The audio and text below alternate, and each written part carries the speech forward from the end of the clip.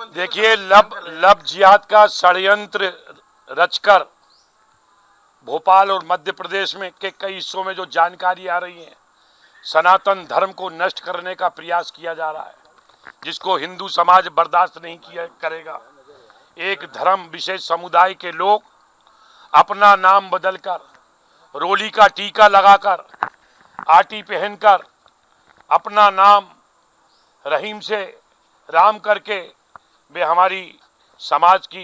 भोली भाली बहनों को प्रलोभन देकर उनके साथ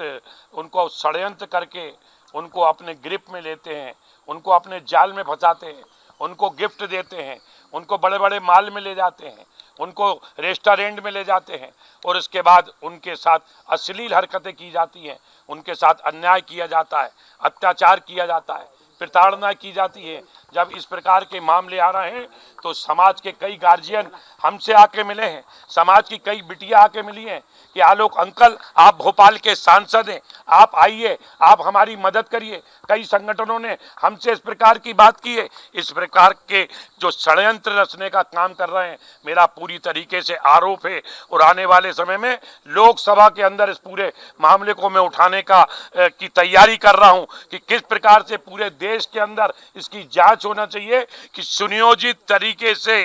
हिंदू समाज के लोगों का धर्म परिवर्तन कैसे कराया जाए, बिटियाओं का धर्म परिवर्तन कैसे किया जाए। इसके लिए देश के कई हिस्सों के अंदर इंस्टीट्यूट चल रहे हैं, संस्थान चल रहे हैं, उनको प्रशिक्षण दिया जा रहा है लड़कों को, और लड़कों को प्रशिक्षण ही नहीं दिया जा रहा, उनके साथ उनके परिवार के लोग, मेरा आरोप है, वो भी सहयोग कर रहे हैं और वो अगर लड़का है तो उसकी बहन भी उसको सहयोग कर रही है। इस प्रकार के जो षड्यंत्र है उसको हम बर्दाश्त नहीं करेंगे। कई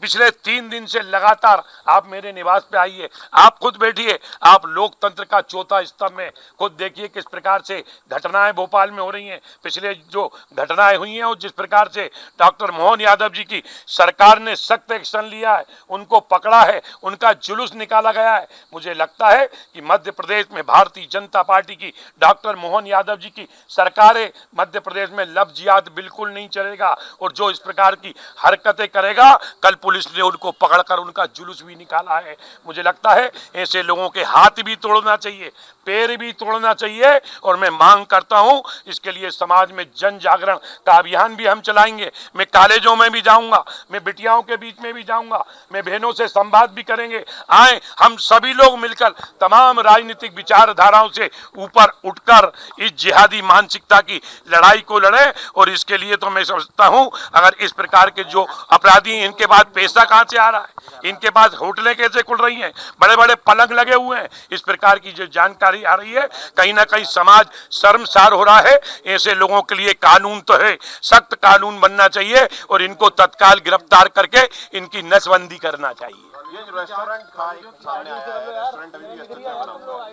देखिए, पुलिस अपना काम कर रही है, किसी का भी रेस्टोरेंट हो होटल हो, अगर कोई गलत काम हुआ है तो प्रशासन सख्त कार्रवाई करता है, ऐसे भवनों को नेस्त नाबूद करना चाहिए। सर, श्योपुर के अंदर एक मामला सामने आया है कि सामूहिक निकाह था मुख्यमंत्री कन्यादान के अंतर्गत, वहां पर मुस्लिम जो शिक्षक थे उनको पुरोहित बनाकर शादी करवा दी।